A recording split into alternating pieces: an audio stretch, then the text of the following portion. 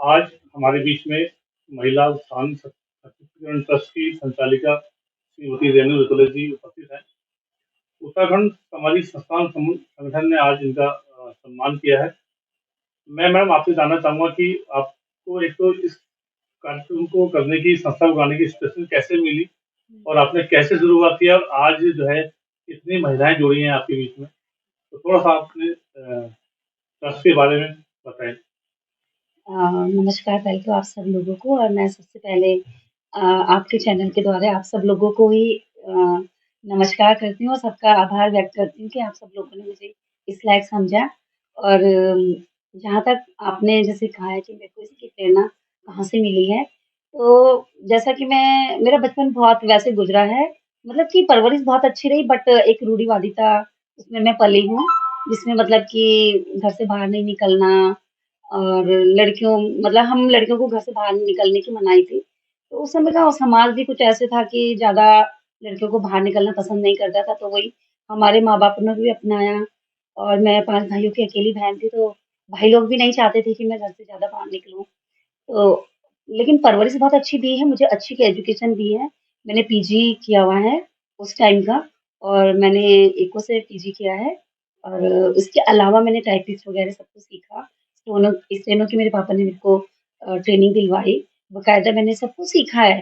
But नौकरी उन्होंने मुझे नहीं करने दी, तो कहीं न कहीं अंदर एक वो था कि मतलब लड़की होकर के शायद मैं कुछ नहीं कर पा रही हूँ मैं। तो उसके बाद फिर शादी हो गई, माँ-पापा ने कहा शादी के बाद ही करना और उस दरमियान मेरे पास जो है 3 मेरे पास सरकारी नौकरियाँ आई बट अपनी रूढ़िवादिता और अपने माँ-बापों के दबाव में आकर नहीं मैं कर पाई क्योंकि वो नहीं चाहते थे कि मैं शादी से पहले नौकरी करूँ।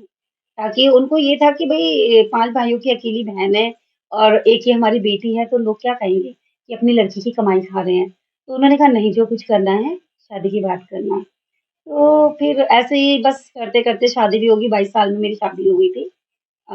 जनवरी 1991 में मेरी शादी हो गई थी, 25 जनवरी को। उसके बाद फिर अपनी गृहस्थी में रम गई मैं, 2 साल बाद मेरे बच्चे हो गए, जुड़वा बच्चे हो गए, उन्हीं में रम गई फिर अपने को समझ लिया कि भई चलो अब इन्हीं में रम जाते हैं, जैसे होता नहीं है, औरत अपनी घर गृहस्थी में रम जाती है। लेकिन उसके बाद जब बच्चे बड़े हो गए तो अंदर से एक खालीपन बहुत सालता था। जब मैं लोगों को देखती थी कि लोग मतलब कई बहनें जो हमारी थी सर्विस करती थी, महिलाएँ जाती थी, तो अंदर से एक हुट उठती थी कि मैं कुछ नहीं कर पाई। तो जज़्बा था मेरे को कुछ करने का, तो जब थोड़ा-सा बच्चे मेरे बड़े हुए तो मैंने जो है टिफ़िन का काम शुरू किया। मैंने कहा मुझे अर्निंग चाहिए जो मैं अपने पति के हाथ में बार-बार यूँ ना कहूँ मुझे पैसे दो। मैंने उनसे अनुमति माँगी, मैंने कहा मैं टिफ़िन करना चाह रही हूँ। कुछ बच्चे थे वहाँ पे जो कहते थे कि आंटी हम यहाँ पे हमको खाने की बड़ी प्रॉब्लम है। मैंने कहा चलो मैं बना दूँगी। तो मैंने अपने घर से पहले शुरुआत करी टिफ़िन की। तो टिफ़िन भी मेरा बहुत अच्छा निकला लेकिन फिर भी कहीं न कहीं मेरे को खालीपन-सा महसूस हो रहा था कि नहीं इसमें भी मेरा गुज़ारा नहीं हो पा रहा है और मुझे ये सब अच्छा नहीं लग रहा। तो उस टाइम पे मैंने मतलब इतना अच्छा मैंने टिफ़िन का चलाया था कि जब मेरे बच्चे कॉलेज कर रहे थे, तो मैंने एक बच्चे का कॉलेज का खर्चा मैंने खुद का उठाया। तो अच्छा चल रहा था मेरा बट नहीं मुझे घर से बाहर निकलना था। मैं एक अंदर बन के नहीं रहना चाहती थी। तो मुझे करना था कुछ, तो उसी दरमियान मेरे जीवन में वीएलसीसी आया। एक हमारे घर पे छोटा-सा प्रोग्राम था, जिसमें मतलब वीएलसीसी उस समय वेल साइंस के नाम से था। तो वो कंपनी के लोग आए। उन्होंने कहा कि भई मुझे जो है कि आप हमारे प्रोडक्ट लो, इसमें करो। तो मैंने प्रोडक्ट तो ले लिए बट 1-2 महीने तक ऐसे ही पड़े रहे, वो नहीं खाए। लेकिन फिर मेरे को उसमें काम करने का शुरुआत हुआ। मतलब मेरी जो पर्सनैलिटी डेवलप हुई तो इसका मैं पूरा श्रेय जो अपनी वीएलसीसी वेल साइंस को दूँगी। उसके बाद मेरे को वीएलसीसी वेल साइंस के बाद मुझे लोग थोड़ा मोहल्ले के जानने लगे, क्योंकि मैं फ़ेसबुक में अपलोड करती थी और उस समय स्टेटस चलाना तो मैं नहीं जानती थी बट फ़ेसबुक में अपलोड करती थी अपने प्रोडक्ट, अपने आप को। तो मोहल्ले के काफ़ी लोगों ने मुझे जाना। फिर ऐसे करते-करते मैं थोड़ा बहुत सामाजिक कार्य करने लगी। जैसे कहीं पे कुछ होता था तो मैं चली जाती थी। मेरे से जितना हो सकता था मैं उस काम को करती थी। और लोगों को भी अच्छा लगता था कि हमारे सुख-दुख में आती है। इवन अगर रात को भी कोई मुझे कहे ना कि मैडम मेरे को ये कुछ समस्या हो, तो मैं समय नहीं देखती हूँ, ना मैं देखती हूँ कि क्या बज रहा है, उठे चल दिया अपना। तो यही मेरा उस समय था। तो धीरे-धीरे जब सामाजिक कार्य करने लगे, तो एक दिन हमारे यहाँ पे घर के पास शराब की दुकान खुल रही थी। 2017 या 18 की बात होगी। 13 अप्रैल का टाइम था, मेरे बच्चों का बर्थडे था उस दिन। तो यहाँ पे कुछ लोग आए मेरे पास, कह रहे कि यहाँ पे शराब की दुकान खुल रही है, कैसे होगा? तो मैंने कहा मैं क्या कर सकती हूँ इसमें? अब खुल रही तो मैं क्या करूँ? मैं अकेली भई क्या कर सकती हूँ? नहीं, नहीं कि आप कर सकते हो, हम आपके साथ खड़े हैं। यहाँ पे हमारे प्रदीप गौड़ जी है, वो मेरे पास आया लड़का, नहीं आंटी आपने करना है। मैंने कहा बेटा मैं क्या कर सकती हूँ? कि नहीं आप चलो हम आपके साथ हैं। तो मैंने कहा ठीक है, फिर वो मेरे साथ पूरे मोहल्ले में घूमा। मैंने कहा यहाँ पे जो है शराब की दुकान खुल रही है, तो इसे बंद करवाना है। तो वो लोग सब मेरे साथ आ गए, सारे मोहल्ले वाला पूरा इकट्ठे हो गया। और आप यकीन नहीं करोगे 5 बजे से 8 बजे के बीच में हमारे पास 100 150 लोग इकट्ठे हो गए कि यहाँ पे शराब की दुकान नहीं खुलनी। हमने वहाँ पे जो बैनर था उसको हटाया, उसको जलाया, उसके बाद हमने अपने पार्षद को फ़ोन किया।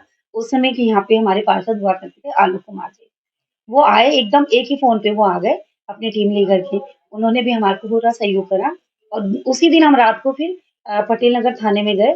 हमने वहाँ पे बता दिया यहाँ पे शराब की दुकान नहीं खुलेगी। उस समय फिर जो मेयर हुआ करते थे यहाँ के विधायक जी थे चमोली जी वो आए उन्होंने भी हमारा समर्थन करा कि यहाँ पे दुकान नहीं खुलेगी।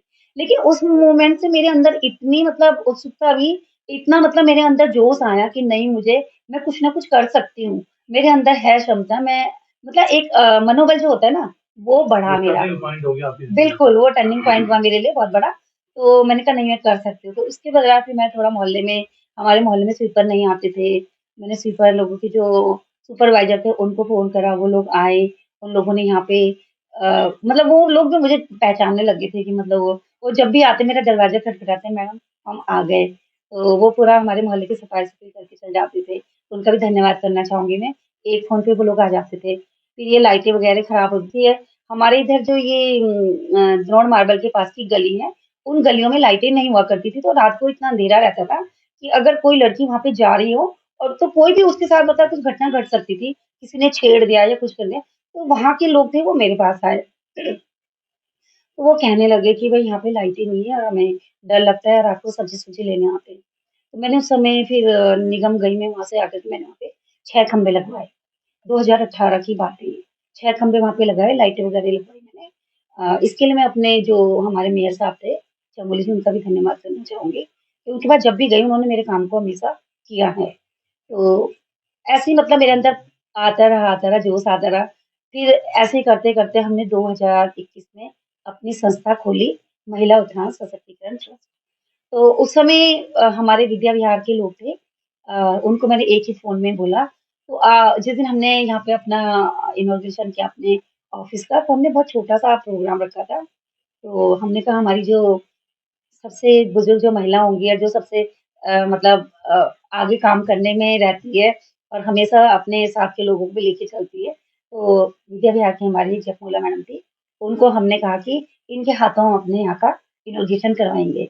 बट ये खबर हमारे विधायक जी तक पहुँची, तो वो भी आए। तो हमने तो उन्हें यही कहा, हमने कहा बहुत छोटा प्रोग्राम है सर, आप इस प्रोग्राम में कहाँ आ पाओगे? उन्होंने कहा नहीं, हम आएँगे। वो आए हमारे यहाँ पे तो फिर हमने रजिस्ट्रेशन करा फिर उन्होंने हमें कहा कि आप अपनी संस्था को रजिस्टर क्यों नहीं कराते? तो एक मतलब मनोबल सा मिला कि भई ये भी हमारे साथ हैं। फिर हमने अपनी संस्था को उन्हीं के कहने पे आज मैं उनको भी धन्यवाद देना चाहूँगी कि उन्होंने मतलब हमारे को इस लायक समझा और उनके कहने पे ही उन्होंने कुछ हमारे को कुछ लोगों के नंबर दिए, वहाँ गए, बायोलॉज वगैरह बनवाया, अपनी संस्था का काम करवाया। हमने द 9 सितंबर 2021 में अपनी संस्था की स्थापना की। तो वहाँ से आज हम पहुँचते-पहुँचते यहाँ तक आ गए कि आज देहरादून में आधा देहरादून तो कम से कम हमारी संस्था को जानता ही है। यहाँ तक कि सीएम साहब भी हमारी संस्था को जानते हैं, क्योंकि हमारे पोर्टल के ज़रिए उनके तक काफ़ी शिकायतें गई हैं। तो वहाँ से एलआई वाले भी आते रहते हैं। कभी केसेस में हम सीधे उन्हीं से संपर्क कर लेते थे क्योंकि उन्होंने हमको सुविधा दे रखी है कि भई हमसे मतलब पोर्टल में डालो तो वो शिकायत को सुनते हैं। तो अभी मई 2024 की बात होगी, है ना मैम? 24 की या 25 की? 24 की। तो यहाँ पे शराब की दुकान खुली थी पथरी बाग में। तो वहाँ पे 8 मई को वहाँ पे ओपनिंग होनी थी। तो हमारे पास वही संस्था से कई लोगों का लेटर आया। मैडम यहाँ पे संस्था ये दुकान खुल रही है और हमारे बच्चे यहाँ अकेडमी में आते हैं। तो फिर हमने कदम उठाया उसमें। हम गए वहाँ पे फिर हमने वहाँ पे उस समय फिर हमने सीएम पोर्टल में डाला, तो 6 महीने के लिए उन्होंने निरस्त कर दी थी। तो हमें नहीं पता था ये 6 महीने के लिए निरस्त होती है। उन्होंने अस्थायी तो लिखा था, बट हमें नहीं पता था 6 महीने बाद ये फिर रिओपन हो जाएगी। 6 महीने बाद फिर यहाँ पर अभी अप्रैल की बात होगी शायद। अ, नहीं, जनवरी, फरवरी की, फरवरी की, नहीं 25 में आ गई थी। अभी 2 महीने पहले हम लोगों ने यहाँ पे फिर धरना प्रदर्शन करा। 24 दिसंबर, सॉरी, दिसंबर 24 में हमने वहाँ पे धरना प्रदर्शन करा, तो हमने वहाँ पे दुकान को नहीं खुलने दिया। लेकिन फिर जब हम डीएम साहब के पास भी गए, सीएम पोर्टल में भी डाले, बड़ी निराशा हुई हमें कि मतलब हम उसको रोक नहीं पाए, क्योंकि उन्होंने कहा कि उनके मानक के उस पे वो सही बैठ रहा है, लेकिन हमारे उसके हिसाब से तो नहीं है। वो लड़ाई हमारी अभी भी चल रही है, ठीक है? हम अभी भी उसके लिए हम प्रयत्नशील है कि वो दुकान हम वहाँ से हटवाएँगे और हम चाहेंगे कि भई हमारी बहनें तो तत्पर रहती, लेकिन दूसरे संगठन भी हमारे साथ कदम से कदम मिलाए, तो हम ऐसी जो ग्रोसरी के नाम पे इन्होंने शराब की दुकानें खोली हैं, उसपे हम यहाँ देहरादून के अंदर पूरा बंद करवा सकते हैं। क्योंकि ये इन्होंने क्या कर दिया है, एक तरफ तो कहते हैं नशा मुक्त हम देश बनाएँगे, बट इन्होंने कर दिया है कि नशा मुक्त नहीं, नशा युक्त बनाओ। घर-घर का बच्चा जो है आराम से शराब लेने जाए। पहले तो लड़के जाते थे उस पे ठेकों पे, लेकिन अब लड़कियाँ भी ग्रोसरी की दुकान में आराम से जा रही है, ले रही है। तो ये समझ में कुछ नहीं आ रहा है, मतलब ये क्या हो रहा है? तो इसकी तरफ भी हम प्रयत्नशील है कि यहाँ पे देहरादून के अंदर जितनी भी ग्रोसरी प्लस वाइन की जो दुकानें हैं, हम उसपे भी हम फ़ोकस कर रहे हैं और अपने ईश्वर पे भरोसा है कि शायद हम कामयाब हो जाएँगे। और हमें आप जैसे संगठनों का भी साथ चाहिए, तो आशा करती हूँ कि आप लोग भी हम लोगों को इसमें मतलब आगे बढ़ने में हम लोगों के साथ कदम से कदम मिलाएँगे। धन्यवाद। मैम अभी कितनी संस्थाएं रन कर रही हैं इस टाइम पे आपकी? इस समय हमारी 3 संस्थाएँ तो रन अप पे हैं जी। और 2 संस्थाएँ हम खोलने वाले हैं। एक दूधली में और एक हमारी है नई बस्ती चिक्कूवाला में। तो दूधली में भी हमारी शायद 1-2 महीने के अंदर खुल जाएगी और यहाँ पे भी हमारी 2 महीने कम से कम लगेंगे हमें, 2 संस्थाएँ और खोलने में। और इस समय जहाँ तक है, हमारे साथ मतलब अपने कारगिल क्षेत्र की बात कहूँ, तो 500-600 महिलाएँ हमारे साथ जुड़ी हुई हैं और हमारे को तन, मन, धन तीनों से हमारे को सहयोग करती है। जब उन्हें हम कहते हैं तत्पर हमारे साथ रहती है कभी। इस संस्था में आप क्या ट्रेनिंग देती हैं, क्या करती हैं? कैसे रन नहीं करती हैं इसको? शुरुआत तो देखो हमने अचार से की थी। जब हमने जिस दिन हमने यहाँ पे अपना वो किया था, हमने अचार बनाए, हमारी बहनों ने अचार बनाया, मिर्च का अचार बनाया, लहसुन का बनाया और नमक उन्होंने पीसा सिलबट्टे में। वो नमक भी हमारा इतना फ़ेमस हुआ कि लोगों ने हमसे लिया। हमारे पास बचता ही नहीं था कुछ भी। फिर चाय पत्ती का मसाला बनाया, वो भी हमारा सब कुछ बिका। फिर मन में आया कि देखो अचार घर-घर की नींव तो है, पर साल भर में खत्म होते हैं, कोई कितना अचार खाएगा? तो फिर हमने फ़ोकस किया धूपबत्ती और अगरबत्ती में। तो उसका काम हमारा जो है सिंगल मंडी और कुसुम विहार से हम लोगों का चल रहा है और इसकी मार्केटिंग हमारी ऋषिकेश लक्ष्मण झूला जहाँ पे हमारी शाखा है, वहाँ से हमारी मार्केटिंग होती है। तो कितनी उसमें महिलाओं को रोजगार मिला अभी तक? आप अब रोज़गार तो देखो हमने नहीं दिया है, बट हाँ, हमने उन्हें रोज़गार की तरफ प्रेरित ज़रूर किया है, ट्रेनिंग्स वग़ैरह दे कर के और वो ट्रेनिंग ली है उन्होंने हमसे और उसके आधार पे वो लोग मतलब इसमें काम कर रहे हैं, प्रोडक्ट बना रहे हैं। तो मैंने उनसे वादा किया है कि भई तुम प्रोडक्ट बनाओ, मार्केट की चिंता आपको नहीं करनी है। मैम बस। गवर्नमेंट से हेल्प मिलती है आपको? अभी तो हमारे को गवर्नमेंट से कोई हेल्प नहीं मिली है। जो भी खर्चा होता है हमारी बहनों के द्वारा होता है। जो भी हम कार्यक्रम करते हैं उसमें हम लोग जो है आर्थिक रूप से एक-दूसरे की मदद करते हैं। जिसने जितना भी दे दिया उस हिसाब से हम उसके आधार पे उस प्रोग्राम को करते हैं। और बाकी जो रही-सही कमी रहती है उसको मैं अपने खर्चे से पूरा करती हूँ। तो अभी तक हमारे पे ₹1 भी गवर्नमेंट की तरफ से नहीं आया। कभी आपने ट्राई नहीं करी? हम जैसा बस सीएम से है और नहीं ट्राई तो हाँ जी। हुँ। थोड़ा मैडम इस पे फ़ोकस करें तो। आफ्टर 3 इयर्स वी कैन मतलब हम आगे 3 साल के बाद जब संस्था हो जाती है उसके बाद अप्लाई करते अभी एटीजी का जी। रजिस्ट्रेशन भी आपका हाँ जी, हाँ जी। हुआ। वो भी हो रहा है। तो अभी हम चाह रहे हैं कि एक बार ऑडिट करवा के फिर हमको प्रोजेक्ट मिलने शुरू हो जाएँगे फिर गवर्नमेंट के। तो देखिए अब आगे कैसे होता है। हैं। अभी समूह का एक एसएचजी ग्रुप भी है पाइपलाइन में ना, जी। तो अभी आगे हाँ जी। समूह बना के तो बहुत लोग रन कर रहे हैं। समूह तो हमने बनवाया है, बनवाया उन्नति है। स्वयं सहायता समूह के नाम से, लेकिन अभी रजिस्टर्ड नहीं हुआ है, रजिस्टर करवाना है। उसमें हमारी बहनें काफ़ी जुड़ चुकी कौन हैं। सा वाला बताया आपने? उन्नति स्वयं सहायता समूह, वो धूपबत्ती अगरबत्ती धूपबत्ती अगरबत्ती। ठीक है। हुँ। बात है मेरे पास कुछ जी एफिडेविट वगैरह जाता है वो मैंने बनाया